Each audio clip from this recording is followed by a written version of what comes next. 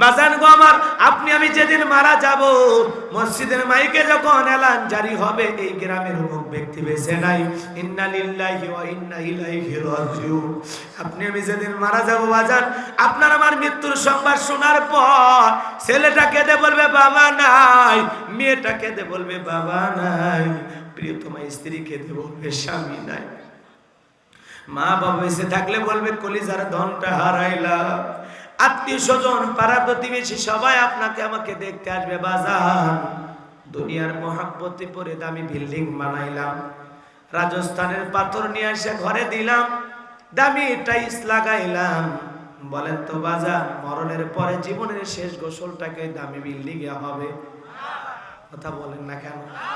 পেতে কথাগুলো শুনে যান বাজান, আপনি আমি যেদিন মারা যাব, দেখে রঙিন পোশাক কইলাম, গরম পানি দিয়ে গোসল করাইয়া, সাদা 3 টুকরা কাপড়ের কাপড় পরাইয়া, 4 জন বরযাত্রী দইরা এমন এক অন্ধকার কবরে রেখে আসবে, যেই কবরের জানালা নাই, দরজা নাই, নাই কোনো ফ্যান, বিদ্যুতের ব্যবস্থা নাই, কোনো আলো নাই, কোনো বাতি। এ বাজান গো আমার, ওই অন্ধকার কবরের আত্মীয় স্বজন সবাই মিলে রেখে আসবে। কবরে যখন 3 জন নামবে, মনে মনে ভাববো, মনে হয় এই লোকগুলো আমার সাথে যাবে, কিন্তু না না, আপনি আমি সব দেখতে পারবো। খবরের মধ্যে থাইকা ওই মাটির ঘরে শুয়ে আকাশের সূর্যটা দেখা যায়, এরপরে যখন বাঁশের বিছানাগুলো বিছায়া দেয়, আস্তে আস্তে আমার কবরের আলোগুলো ছোট হয়ে আসে, পুরোটা যখন বাঁশের বিছানা হয়ে যায়, হালকা আলো দেখা যায়, হালকা আলো দেখা যায়, এরপরে যখন কবরে পুরো মাটি দিয়ে দেয়, ফুটকুটে অন্ধকার হয়ে যায় রে বাজার, আর তো কিছুই দেখা যায় না, আর তো কোনো সঙ্গী সাথী নাই, কোন মানুষ আপনার আমার কবরে মাটি দিতেছে, কেউ মুনাজাত করতেছে, কেউ দোয়া করতেছে, কেউ বাড়ির পথে রওনা করেছে, সব আপনি আমি শুনতে পারবো, বুঝতে পারবো বাজার, কিন্তু বলার কোনো শক্তি আপনার আমার থাকবে না। ওই কবরে রাখার পর আপনাকে আমাকে প্রথম প্রশ্ন করা হবে, মার রব্বুকা, তোমার রব কে? এত কথা কেন বলতেছে হয়তো অনেকে বুঝতেছেন না, কষ্ট হচ্ছে আপনাদের, খারাপ লাগতেছে, কথাগুলো একটু বুঝবে, অনেক কষ্ট করে আসছেন, দেখেন তো আলোচনা এখান থেকে শুনে কিছু নিয়ে যাওয়া যায় কিনা। কেউ নাই, সবাই চলে গেল। দুনিয়ার মানুষের মায়া কোন পর্যন্ত জানেন? কবর পর্যন্ত। কথা বোঝেন নাই? কবরে যখন চলে গেলেন আর কেউ আপনাকে মায়া করতে যাবে না, কেউ আপনার কবরে বাঁশ তুলে মাঝে মাঝে দেখে আসবে না, দেখি তো লাশটার কি অবস্থা, যাবে? কেউ যাবে না। এ বাজান গো আমার, সেই কবর বড় কঠিন জায়গা। আল্লাহ রসুল বলেন যে কবরে চলে গেল তার চাইতে অসহায় আর কেউ নাই। কথা বোঝেন নাই? আল্লাহ রসুল, তিরমিজি শরীফের একটি হাদিস, আল্লাহ রসুল বলেন, ক্বালা ক্বালা রাসূলুল্লাহ সাল্লাল্লাহু আলাইহি ওয়াসাল্লাম, ইন্নামাল কুবুরু রাউযাতুম মিন রিয়াদিল জান্নাহ আও হুফরাতুম মিন হুফারিন নার, রাওয়াহু তিরমিজি। আল্লাহ রসুল ডেকে বলেন, যে ব্যক্তির আমল ভালো, মৃত্যুর সঙ্গে সঙ্গে আল্লাহ পাক তার কবরটাকে জান্নাতের বাগান বানায় দিবেন, বলুন সুবহানাল্লাহ। আর যে ব্যক্তির আমল খারাপ, আও হুফরাতুম মিন হুফারিন নার, তার কবরটা হবে জাহান্নামের আগুনের গর্ত, যেই গর্তের গভীরতা একটা পাথর ছেড়ে দিলে 70 বছর সময় লাগে নিচে পড়তে। আল্লাহ না করুক, আল্লাহ না করুক, আপনার আমার গুনাহের কারণে আসমান জমিনের মালিক আল্লাহ যদি বেজার হইয়া একবার ওই কবরে ফেলে দেয়, আপনার আমার কি অবস্থা হবে? এ বাজার, সেই কবরের কথা চিন্তা না। আজকে তো মানুষ কবরের পাশ দিয়ে হেঁটে যায়, আগে তাও একটু ভয় পাইতো, এখন তো ভয়ই পায় না, কবরের পাশে বসে জুয়া খেলে। আমি আমার এলাকায় দেখেছি, যে ব্যক্তি কবর খনন করে, ও আবার যে লোকটা মারা গেছে তার ছেলে থাকে না, ও বলতেছে কে বার শাহ, তোমার বাপের কবর সকল থেকে খুলতেছি, বারে 2 প্যাকেট সিগারেটও দিলে না। কথা কর না কেন? আমার কথা কি বুঝছে? যে কবর খনন করতেছে, মৃত ব্যক্তিকে রাখার জন্য কবর খনন করতেছে, দাও কুড়াল দিয়া কোদাল দিয়ে মাটি খুঁড়তেছে, ওই ব্যক্তি কবর খোঁড়ার বিনিময়ে যে মারা গেছে তার ছেলের কাছে বলতেছে, বাবা 2 প্যাকেট সিগারেট দিলে না, সকাল থেকে খাটতেছি, পান কই, সিগারেট কই। আবার মানুষের কাছে বলে জীবনে 80টা কবর খুঁড়ছে হুজুর। 80 কে? তুই 80,000 কবর খুলে সোজা হবো না। কবর খুঁড়িস আর বেটা সিগারেট চাস, তোর ওই কবর খোঁড়ার দাম আছে নাকি? এ কথা কর না কে? রাগ করছেন আপনারা? করেন তো, সমস্যা কি আমার? আফসোসের বিষয় না? আপনি একটা কবর খনন করতেছেন, আজকে কবর নিয়ে ব্যবসা ঢাকা শহরে আছে না? কথা কর না কে? কি কি কবরস্থান? আজিমপুর কবরস্থান, আঞ্জুমান কবরস্থান আছে না? এগুলো বড় বড় কবরস্থান। এগুলো কি হয় জানেন? যে ব্যক্তি কবরে শুয়ে আছে তার আত্মীয় স্বজন মাসে মাসে যদি টাকা দেয় তাহলে কবর ঠিক থাকবে। আর যদি মাসে মাসে টাকা না দেয়, পরে আত্মীয় স্বজন দেখে আসবে কবরও নাই, কোনো কিছুই নাই। কি মাল চিন্তা করছেন ওরা? কবর নিয়ে ব্যবসা শুরু করছে। আছে না নাই? আছে না নাই? রাগ করতেছে? ওই সরকারি ওই বড় বড় গোরস্থানে যারা খাদেম থাকে না, ওরা কুটিপতি। ঢাকা শহরে বাড়ি আছে, বনানীতে আরো বেশি। কথা ঠিকই বলছে। বনানী তো সবচেয়ে ভিআইপি এলাকা, বোঝেন না? টাকা টাকা কুটিপতি মরে গেছে, ওরাও বোঝে এরা কি। যখন লেখা থাকে অ্যাডভোকেট উমুক সেরাগালি বদনা বিশিষ্ট শিল্পপতি, জন্ম তারিখ এত, মৃত্যু তারিখ এত, তখন বোঝে মালদার বাটিরে। তখনই তার ছেলে মেয়ে আসলে, ভাই দেন, আমরা তো পরিচর্যা করি, কবর দেখাশোনা করি, কিছু দিয়ে যান। কথা কন না কেন? রাগ করেছেন? চলেন আলোচনার প্রেক্ষাপটে আরো কিছু কথা বলবো ইনশাআল্লাহ। এ বাজান গো আমার, তাহলে কবরের 1 নাম্বার প্রশ্ন, মার রব্বুকা, তোমার রব কে? দুনিয়াতে যারা রবের গোলামি করেছে, এক আল্লাহর ইবাদত করেছে, তাদের জবান দ্বারা বের হবে রব্বি আল্লাহ, রব্বি আল্লাহ, রব্বি আল্লাহ, আমার রব আমার আল্লাহ। কিন্তু যারা আল্লাহর গোলামি করে না, ইবাদত করে নাই, নাফরমান ছিল, অবাধ্য বান্দা ছিল, সে তো উত্তর দিতে পারবে না। ও ফেল ফেল করে তাকায় থাকবে। কি বলেন ভাই? আমি শুধু এতটুকু আপনাদেরকে বোঝানোর জন্য এই জায়গায় নিয়ে আসলাম। তাহলে কবরের প্রথম প্রশ্ন, মা রব্বুকা, তোমার রবকে? রব শব্দ আছে না নাই? তাহলে রবের 1 নাম্বার অর্থ হলো রব মানে সৃষ্টিকর্তা। রব মানে কি? আরো জোরে কর। এ বাজান গো আমার, হৃদয়ের কান পেতে কথাগুলো শুনবেন। তাহলে রুহের জগৎ থেকে শুরু করে জীবনের পরতে রব, পবিত্র কুরআনুল কারীমের 175 জায়গার অধিক জায়গায় রব শব্দ এসেছে। বাজান গো আমার, আমরা যেন রবকে ভুলে না যাই। সব জায়গায় রব রব। এ বাজান কেন আল্লাহকে ভুলে যাবেন? দুনিয়াতে আল্লাহ পাক যা কিছু দেখেন সব কার জন্য বানাইছে, কার জন্য সৃষ্টি করেছেন? যদি বলেন আল্লাহ পাক জানায়া দিলেন, হুয়াল্লাযী খালাকালাকুম মা ফিল আরদি জামিআ। বান্দা, পৃথিবীর জমিনে যা কিছু দেখো সব কিছু আমি আল্লাহ পাক তোমাদের জন্য সৃষ্টি করেছি। পুরো পৃথিবীর সকল সৃষ্টি গোলামি করবে তোমাদের, আর তোমরা গোলামি করবা আমি রবের। কথা বলেন ঠিক কিনা? আল্লাহ রাব্বুল আলামিন বলেন, ওমা খলাকতুল জিন্না ইল্লা ওমা খলাকতুল জিন্না ওয়াল ইনসা ইল্লা লিয়াবুদুন। আল্লাহ রাব্বুল আলামিন বলেন, আমি মানব জাতি আর জিন জাতিকে সৃষ্টি করেছি কেবলমাত্র, শুধুমাত্র, একমাত্র আমি আল্লাহর দাসত্ব আর গোলামি করার জন্য। কথা বলেন ঠিক কিনা? তাহলে আপনি আমি গোলাম হব কার? ইবাদত করব কার? 5 ওয়াক্ত সালাত যারা আদায় করি সবাই বলি ইয়্যাকা না'বুদু ওয়া ইয়্যাকা নাস্তাঈন। তোমার ইবাদত করি, তোমার কাছেই সাহায্য চাই। হে বাজান গো আমার, গোলামি আল্লাহর করব, কারণ আছে না নাই? আল্লাহ রাব্বুল আলামিন বলেন, কুনতুম খায়রা উম্মাতিন উখরিজাত লিন-নাস তা'মুরুনা বিল মা'রুফ ওয়া তানহাউনা আনিল মুনকার, তোমাদেরকে উত্তম জাতি বানাইলাম, ভিআইপি বানাইলাম, মর্যাদা সম্পূর্ণ বানাইলাম। ওয়ালাকাদ কাররামনা বানি আদম, সম্মানের দিক দিয়ে আল্লাহ আপনাকে আমাকে পৃথিবীর নাম্বার 1 বানাইলেন। দুইটা কাজ করতে হবে, সৎ কাজের আদেশ দিতে হবে, অসৎ কাজ থেকে মানুষকে বিরত রাখতে হবে। কিন্তু আমরা কোন দলে আছি, কি করতেছি? আমাদের কাজকর্মের কোনো হিসাব নিকাশ নাই। কথা বলেন ঠিক কিনা? তাহলে আমরা ইবাদত করব কার? গোলামি করব কার? এই দুনিয়াতে যে আল্লাহ পাক আপনাকে আমাকে পাঠাইছেন, সে আল্লাহকে ভুলে গেলে কবরে আমরা সল জবের উত্তর দিতে পারবো না। কবরের প্রশ্ন আমরা ফেল মারব। আর যদি সঠিকভাবে এই দুনিয়াতে আল্লাহর গোলামি করি, আল্লাহর প্রিয় গোলাম হতে পারি, আল্লাহকে সিজদা দিয়ে আল্লাহর প্রিয় বান্দা হতে পারি, ইবাদত করে যদি মুমিন মুত্তাকি খাঁটি মুসলিম হতে পারি, তাহলে কবরে আপনার আমার আর কোনো টেনশন কষ্ট হচ্ছে আপনাদের? তাহলে কবরের 1 নাম্বার প্রশ্ন কি? মার রব্বুকা, তোমার রব কে? দুনিয়াতে কার গোলামি করছো? ইবাদত কার করে আইছো?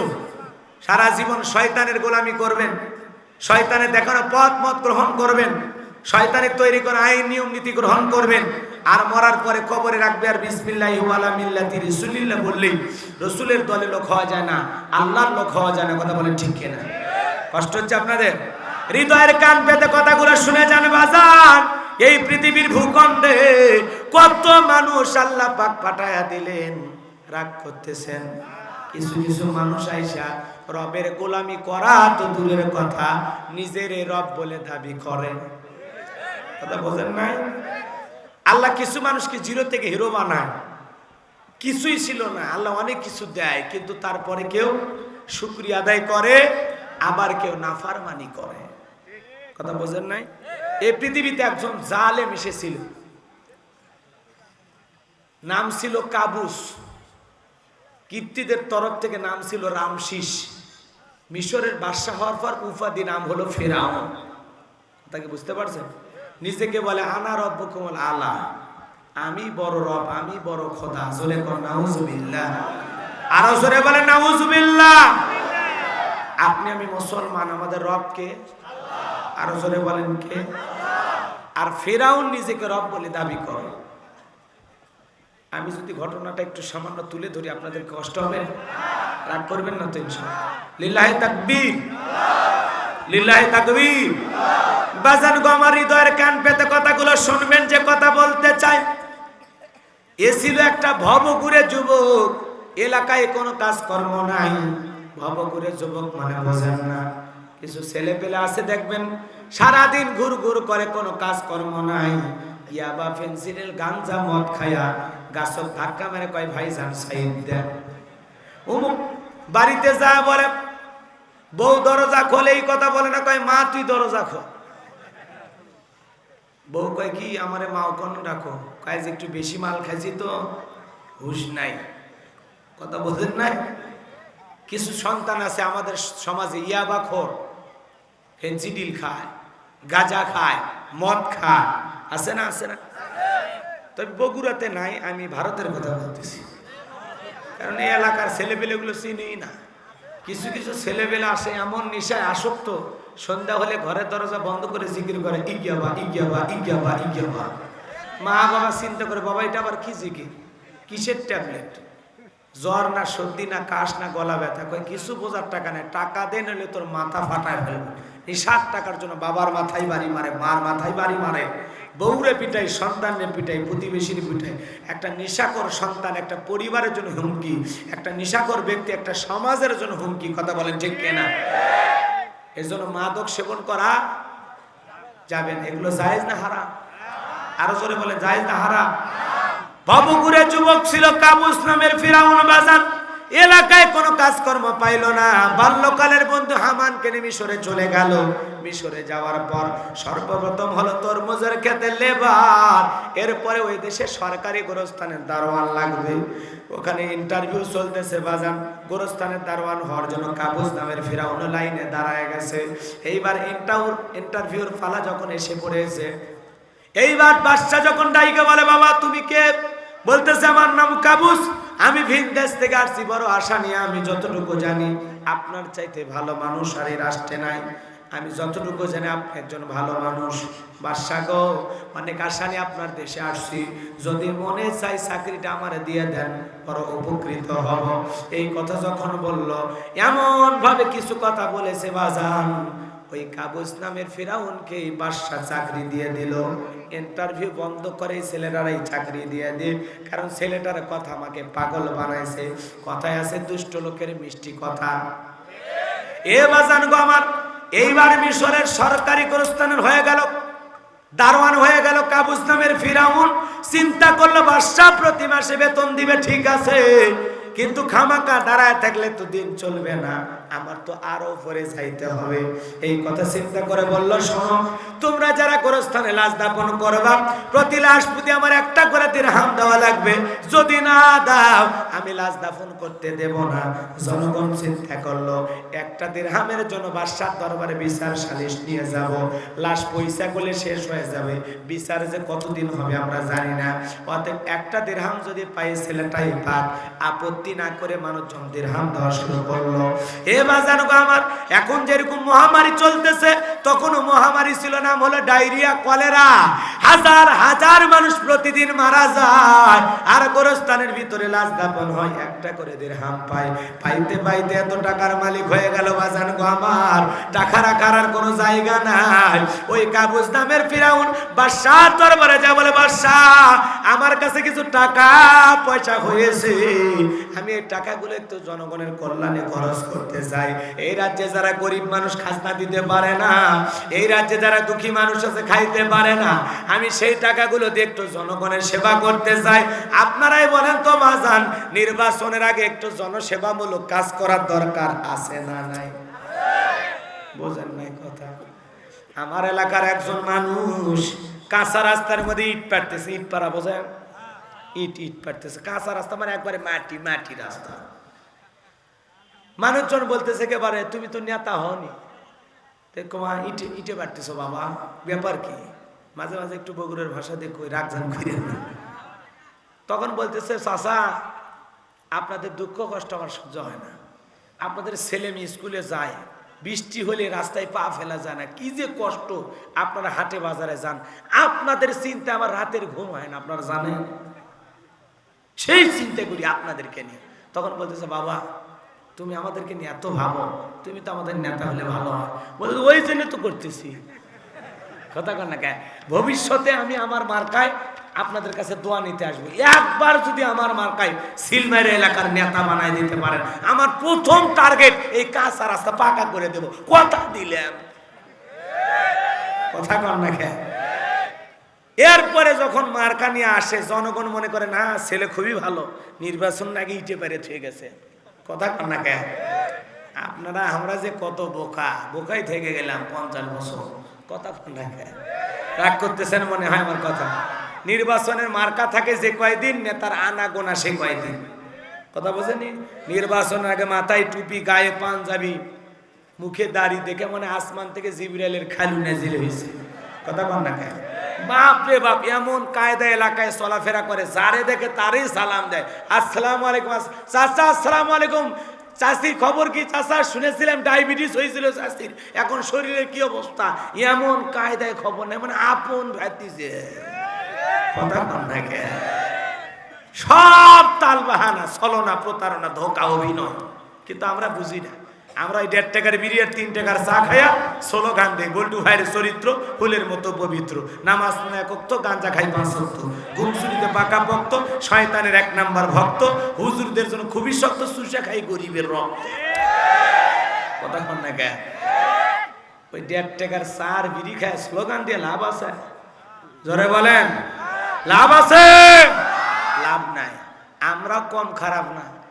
আমার এক নানি নির্বাচনের পরে এলাকায় গেছি, কয় হুজুর দোয়া করিস তো। কে কয় প্রতি বছর যেন একবার করে নির্বাচন হয়। খবর কি নানি? কয় এক রাতে 4200 টাকা কামায়। তার মানে বোঝেন নাই, যত মার্কার লোক ঢুকছে কাউরে নিষেধ করি নাই। নানি ভোট আছে? কয় আছে, মানে তোরকেই খুঁজতেছি। 500 দিয়ে গেছে নিছি, 1000 দিয়ে গেছে নিছি, 200 দিয়েছে নিছি, এইভাবে হিসাব নিকাশ করে পরের দিন সকালে দেখি 4200 টাকা এক রাতে। তাহলে যেই দেশের জনগণ নির্বাচনের আগে নেতার কাছ থেকে নির্বাচনের আগে কালো টাকা খায়, কথা কন না কেন? আপনি তেঁতুল গাছের নিচে মুনাজাত ধরছেন, আল্লাহ রাজশাহী ফজলি আম দে, রংপুরের হাড়িভাঙ্গা দে, আর লম্বা লম্বা মিষ্টি মিষ্টি আম রূপালে দে। আল্লাহ কয় বোকা, চোখটা খুইলা দেখ গাছটা কি তেঁতুল না। কথা কন না কেন? সারা জীবন আপনারা 2 নাম্বারি করে যদি নেতার কাছ থেকে নির্বাচনের আগে চা বিড়ি 2-4-500 টাকা নিয়ে নিজের পবিত্র আমানত ভোট বিক্রি করে দেন, আর নেতা নিজের এদিক খেয়াল করেন, নিজেরা 2 নাম্বারি করে 500-1000 টাকার বিনিময়ে ভোট বিক্রি করবেন, আর নেতা 1 নাম্বার আশা করবেন। আপনি যেরকম 2 নাম্বার, নেতাও ভাগ্যে জুটবে 2 নাম্বার। যেদিন আপনি নিজের চরিত্রের দিক দিয়ে 1 নাম্বার হবেন, সেদিন আমাদের ভাগ্যে 1 নাম্বার নেতা জুটবে। এজন্য জনগণ ঠিক, নেতাও ঠিক। আগে নিজের চরিত্রে ঠিক করেন। কথা বল না কেন? ওই 500 টাকা 1000 টাকা ছাড়া আপনি চলতে পারবেন না। একটা নেতা নির্বাচন করতে গেলে চেয়ারম্যান 50 লক্ষ 1 কোটি টাকা খরচ করা লাগে। তো নির্বাচনে পাস করার পরে ওই টাকা আগে তুলবে, তারপরে তো উন্নয়ন করবে। কথা বল না? এই জন্য জনগণ ঘুষখোর হলে হবে না, আমাদের ভালো হতে হবে। 500 টাকার বিনিময়ে যারে তারে সমর্থন দিয়ে এগুলো বিক্রি করা যাবে। কথা বলে না কেন? নিজেদের চরিত্র ভালো করার দরকার আছে না নাই? আমি কি কোনো দলের পক্ষে বলে গেলাম? বলে যাই না। আমি আপনাদের বিবেকের দরজা একটু হালকা ধাক্কা মারলাম, এই আর কিছুই না। আমি আপনাদেরকে কষ্ট দিয়ে কথা বলতে পারি তাই? এ বাজান গো, আমার হৃদয়ের কান পেতে কথাগুলো শোনেন। যে কথা বলতে চাই, কত মানুষ আছে কত রূপ ধারণ করে আপনার আমার সামনে আসবে রে বাজান। ওদের অভিনয় চলা কলাই বলা যাবে না। আপনি একবার চান্স দিলেন, দেখবেন 5 বছর পরে ঠিক আবার আসে কি কায়দায় অভিনয়। ভাই 5টা বছর ক্ষমতা পাওয়ার পরে আপনারা কি মনে করেছিলেন আমি সুখে ছিলাম? না, আমি 3 বছর ডায়াবেটিস হাসপাতালে ভর্তি ছিলাম। আমি গত বছর সুস্থ হয়ে উমরা করতে সৌদি আরবে গিয়েছি। আমি উমরাতে আমার বাবার জন্য দোয়া করিনি, মায়ের জন্য দোয়া করিনি, আমি দোয়া করেছি আমার জনগণের জন্য। আমি ওয়াদা দিয়েছিলাম 5 বছর আপনাদের পাশে থাকবো, থাকতে পারলাম না। অসুস্থতা আমার জীবনকে বিষাক্ত করে তুলেছে। এই জন্য আরেকবার জীবন মৃত্যুর সন্ধিক্ষণে আরেকবার যদি দোয়া করে, ওই কথা বলে অভিনয় করে আরেকবার জনগণ কয় ঠিকই রে, গরিব মানুষ অনেক কষ্ট করে হাসপাতালে দে মার আরেকবার। এই অভিনয় করে করে ওরা জীবন শেষ করলো, আমরা বুঝলাম না। কথা ঠিক কিনা? এ বাজান গো আমার, ওরা নির্বাচনের আগে গরিবকে কম্বল দেবে, ওরা নির্বাচনের আগে ফকন্নিক চাপে ধরবে যে আমরা গরিবকে বুকে নিয়েছি। কথা কন না? সব বলে তাল বাহানা, সব পুরোটাই অভিনয়। কথা কন না? রাগ করতেছেন? রাতের আধারে যায়া হযরত ওমর ফারুক জনগণের বাড়িতে খাবার দিয়েছে। আবু বকর রাতের আধারে যা খাবার দিয়েছে, সেলফি তোলেনি। কথা কন না কেন? পরের দিন সকালবেলা জনগণকে বলেও নি যে আমি এই করছি। কথাকে বোঝা গেল? কারণ আদর্শ নেতারা সেলফি কইরা ওই শুটিং করে শোপিস করে পাবলিসিটি করে না। কথা কন? নেতা এমন হতে হবে, নেতার ব্যবহার জনগণের অন্তরে গেঁথে থাকবে। ভোট চাওয়া লাগবে না, ব্যানার নিয়ে রাস্তাঘাটে দাঁড়িয়ে থাকা লাগবে না। কথা বল না কেন? বাপ রে বাপ, রাস্তাঘাটে হাঁটা যায় না, খালি ব্যানার, খালি ব্যানার, খালি ব্যানার। আমের ওপর নেতা, তাল গাছে নেতা, জাম গাছে নেতা, বিদ্যুতের খুঁটি ভাই শর্ট করার ভয় নাই। জিটি সিটি নেতাদের ছবি আর ব্যানার আছে না? না, রাগ করতেছেন আপনারা? এত লাগবে কেন? মানুষের হৃদয়ে থাকেন, হৃদয়ে থাকেন। মানুষের কলিজায় থাকার চেষ্টা করেন। কি ব্যবহার করলে, কেমন চলাফেরা করলে মানুষের কলিজায় থাকা যাবে, সেরকম নেতা হওয়ার চেষ্টা করেন। কথা বলেন ঠিক কিনা? মরার পরে যেন জনগণ চোখের পানি ছেড়ে দিয়ে কাঁদে আর দোয়া করে। কথা বলেন।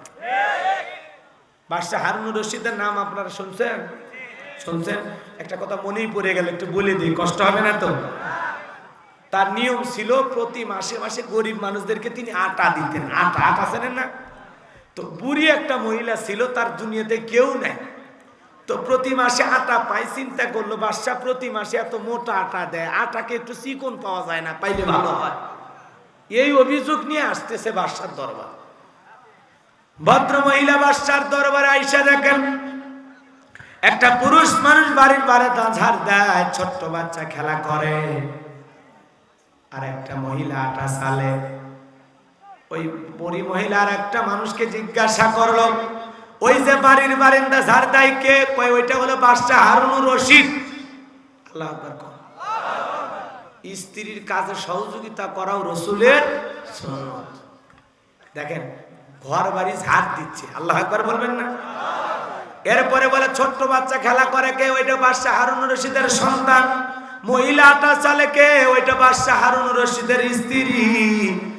বুড়ি তাকায়া দেখে নিজের বাড়ির আটার চাইতে বাদশার বাড়ির আটা আরো বেশি মোটা মোটা মনে হয়।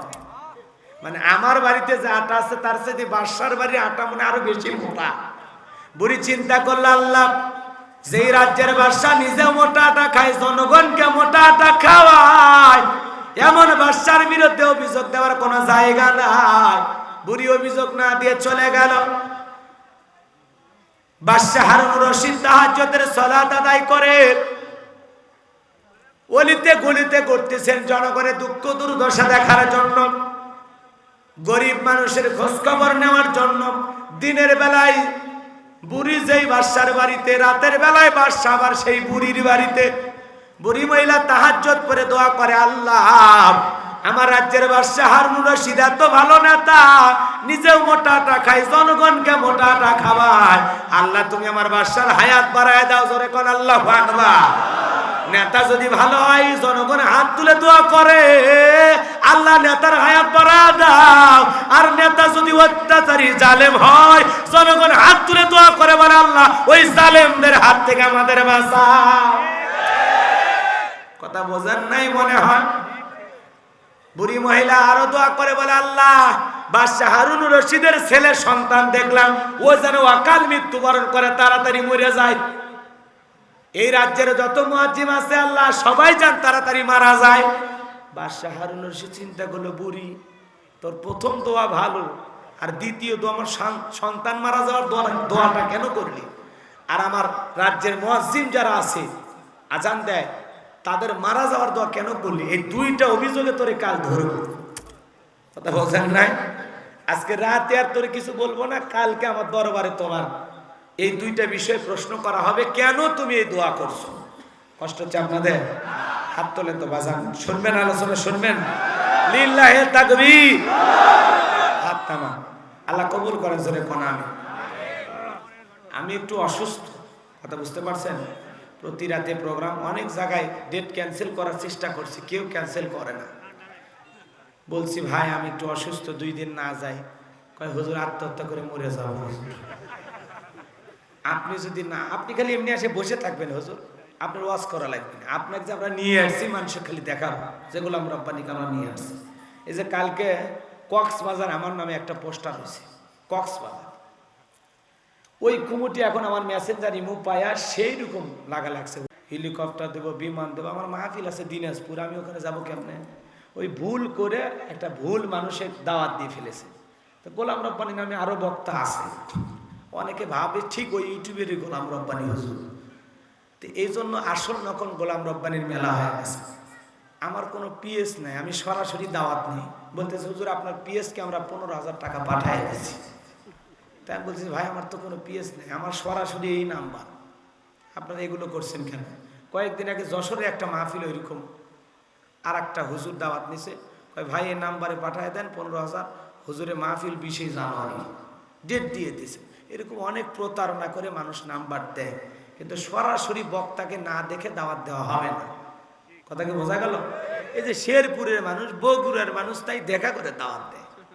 কথা বল না ভাইরা, যা সরাসরি। এই জন্য আমি আজকে যেহেতু মিডিয়া আছে বা আপনারা শুনতেছেন, সরাসরি আমার সাথে সাক্ষাৎ না করে কারো মাধ্যমে টাকা পয়সা লেনদেন করবেন না, ডেট নেবেন না, সরাসরি দেখা করে দাওয়াত দেবেন ইনশাআল্লাহ, সরাসরি কারো মাধ্যম দিয়ে না।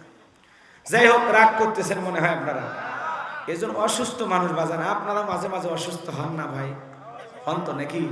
ওই রকম হয়েছে কি হয়েছে তাই বলে ফেলায় দেবেন? হ্যাঁ, আসছি একটু হইতেছে তো, হালকা করে এইভাবে চলুন।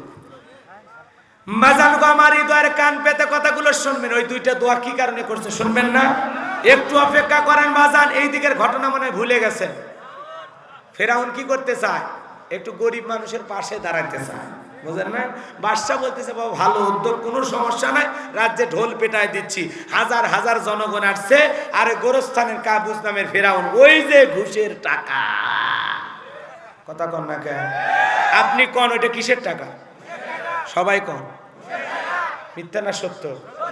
শোনো এই দেশটার গল্প করি, দেশটা মনে হয় স্বপ্নপুরী, সুদ কর, ঘুষ কর, মদ কর, জুয়া কর, হে তাই আসে ভুরি ভুরি, হে তাই আসে ভুরি ভুরি। এ দেশে অসৎ কামাই কেউ করে না, তবে ঘুষের টাকা পেলে কেউ তো ছাড়ে না। টেবিলের নিচ দিয়ে হাত বাড়িয়ে কালো টাকাটা নাই সারিয়ে, টেবিলের নিচ দিয়ে হাত বাড়িয়ে কালো টাকাটা নাই সারিয়ে। করছে ওরা বড় দেশের চুরি, করছে ওরা বড় দেশের চুরি। শোনো এই দেশটার গল্প করি, লেখা থাকে আমার এই অফিস দুর্নীতি মুক্ত, ঘুষ মুক্ত, কত কি লেখা থাকে, তারপরে লেনদেন চলতেছে। ভিডিও ভাইরাল হয় যখন তখন কথা কম না, এই ঘুষ লেনদেনের ভিডিও ভাইরাল হচ্ছে ইদানিং, দেখতেছেন না? খবর রাখেন না কি?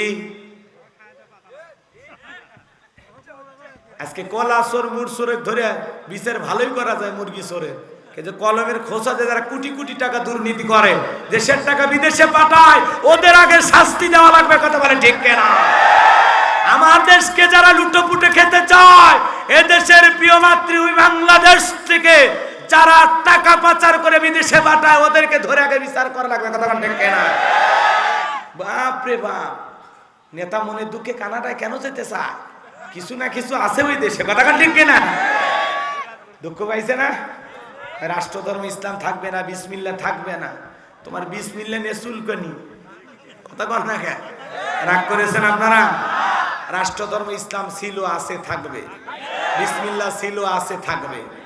তোমার মন্ত্রিত্ব না ইনশাআল্লাহ, তোমার মাথায় জীবনে কোনোদিন চুল গজাবে না ইনশাআল্লাহ, কথা বলে না কেন?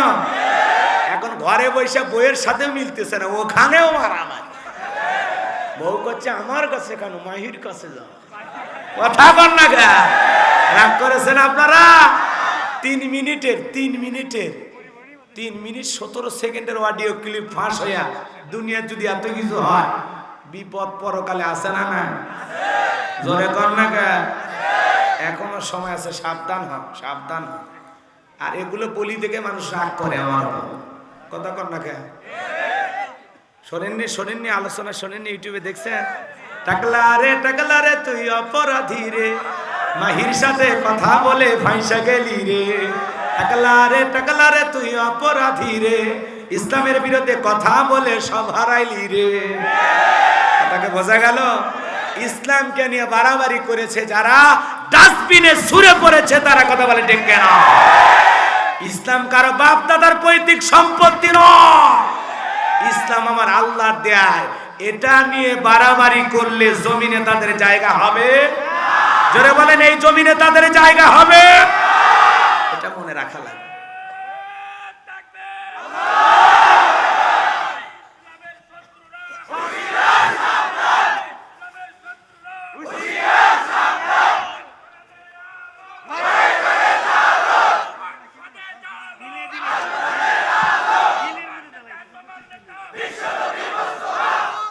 আলহামদুলিল্লাহ, আল্লাহ পাক প্রিয় ভাইয়ের হায়াত বাড়ায় দেন, জোরে কোন আমিন। ভাইরা আমার, এইবার রাজ্যের বাদশা ডেকে বলে বাবা এত ভালো উদ্যোগ, এইবার জনগণের খাজনা দিয়ে দিল, টাকা পয়সা দিয়ে মানুষের উপকার করলো। সাধারণ জনগণ যায় আর বলে আহারে, রাজ্যের বাদশা ওই ব্যক্তি না হয়া গোরস্থানের ছেলেটা যদি বাদশা হইতো, না জানি আমাদের কপাল খুলে যেত। এইবার বাজান গো আমার ওই দেশের মন্ত্রী যিনি ছিল মারা গেল, নির্বাচন শুরু হয়ে গেল। আগে তো জনগণের মন কাইরা নিয়েছে, মানুষ তলে তলে ভোট দেওয়ার আগে বলে না কারে দিবা, কই ফেরাউন যে মার্কা জারাতেছে না মাঝখানে। এক চান্সে মিশরের মন্ত্রী হয়ে গেল বাজান গো আমার, বার্ধক্যজনিত কারণে ওই দেশের বাদশা যিনি ছিল মারা গেল। ফেরাউন পাতি নেতা ছাতি নেতা সমস্ত জনগণকে ডাইকে বলে শোনো, রাজ্যের বাদশা মারা গেছে, বাদশা ছাড়া তোর দেশ চলবে না, তোমরাই ভালো বাদশা হবে কে? সমস্ত জনগণ ডেকে বলে আপনার চাইতে ভালো মানুষ হয় না, আপনি আমাদের রাজ্যের বাদশা হয়ে যান, আর যারে তারে মন্ত্রী বানান, আমাদের তাতে কোনো আপত্তি নাই। এইবার জনগণের সমর্থন নিয়ে এক চান্সে মিশরের বাদশা হয়ে গেল ওই গোরস্থানে কাবুস নামের ফিরাউন। আর হামানকে ডেকে বলে এটা কো হামান, এই দিগায় হামানের মাথায় কোনো চুল ছিল না, সাদে মাল নাই বাম পার্লট, পুরো মাথা ছিল ভারতের দমদম এয়ারপোর্ট। হামানকে ডেকে বলে হামান রে, তুই হবি আমার ডান হাত, তোর নিয়ে আমি এই দেশ সমাজ চালাবো, রাষ্ট্র চালাবো, মিশর পরিচালনা করব। এইবার নেতা ক্ষমতা পাইছে ঠিকই, রাতের বেলায় ঘুমাইতে গেলে নেতার চোখে ঘুম আসে না, ঘুম থেকে লাফায় ওঠে, লাফায় ওঠে। তার দরবারে জ্যোতিষী ছিল 400 জ্যোতিষীর লিডার নাম হলো দবিরা, বয়স হলো 320 বছর। দবিরাকে ডেকে বলে দবিরা, কেন জানি রাতের বেলায় ঘুমাইতে পারি না, আজে বাজে স্বপ্ন দেখে লাফায়া উঠি, দবিরা রে বল না বল, আমার ভাগ্যে কি আছে, কেন আমি ঘুমাইতে পারি না? নেতা ক্ষমতা পাইছে ঠিকই, রাতের কি নাই? এ বাজান ঘুম কার দেয়া নিয়ামত? রাস্তায় পড়ে থাকা মানুষের স্টেশনে ইট মাথার তলে দিয়ে ঘুমায়, আর লক্ষ টাকার দামি খাট, লক্ষ টাকার চাদর, ঘুম আসে না। এই জন্য ঘুম আল্লাহ দেয়া নিয়ামত, দামি বিছানা চাদর খাট পালঙ্ক থাকলে ঘুম আসবে না। 12টা ট্যাবলেট খায়াও ঘুম ধরে না, ঘুম থেকে উঠে লাভ মেরে উঠে সিসি ক্যামেরা তালাশ করে কেউ ঢুকছে নাকি, কে মারার জন্য, কারণ দুনিয়ার দুর্নীতি তো কম করেনি। করছেন আপনারা? আচ্ছা এগুলো পরে ভাইয়ের আমার হৃদয়ের কান পেতে কথাগুলো শুনবেন। আমি যে কথা বলতে চাই গভীর মনোযোগ দিয়ে শুনবেন বাজান, গভীর মনোযোগ দিয়ে কথা শুনবেন। এইবার দবিরা ডেকে বলে নেতা টেনশন নেবেন না, বিষয়টা আমি দেখতেছি। দবিরা গবেষণা করে বলে নেতা যদিও ছিলেন তরমুজের ক্ষেতের লেবার, সেখান থেকে গোরস্থানের দারোয়ান, এরপর মিশরের মন্ত্রী, বর্তমান রানিং বাদশা, আঙ্গুল ফুইলা কলার গাছ। আপনার ভবিষ্যৎ জীবন বড় অন্ধকার। আগামী 3 মাসের মধ্যে বনি ইসরায়েল সম্প্রদায়ের মধ্যে মুসা নামের একটা ছেলে জন্মগ্রহণ করবে। ওই মুসার কারণে আপনার রাজত্ব থাকবে না, ক্ষমতা থাকবে না। নেতা রে, এমনকি আপনার জীবন যাওয়ার সম্ভাবনাও দেখা যায়। এই কথা শোনার পর ফেরাউনের মাথা ঠান্ডা না গরম? খালি গরম। এত কাঠখড় পরে ছিলাম কই, আসলাম কই, না জানি ভবিষ্যতে আরো কত কিছু হই। আর মুসার মতো একটা সামান্য ছেলে আসবে, ওর কারণে রাজত্ব ক্ষমতা থাকবে না, জীবন থাকবে না, এটা তো মেনে নেওয়া যায় না। যদি দবিরা বলতো মুসা আসবে, খানকা বানাবে, বৈশা বৈশা তসবি ঠেলবে, যাই নামাজে পইরা থাকবে আর জিকির করবে, কথা কর না, তাহলে কি নেতার মাথা গরম হইতো? পারলে নেতা সরকারি খরচে 2-4টা খানকা শরীফ বানায়া দিত।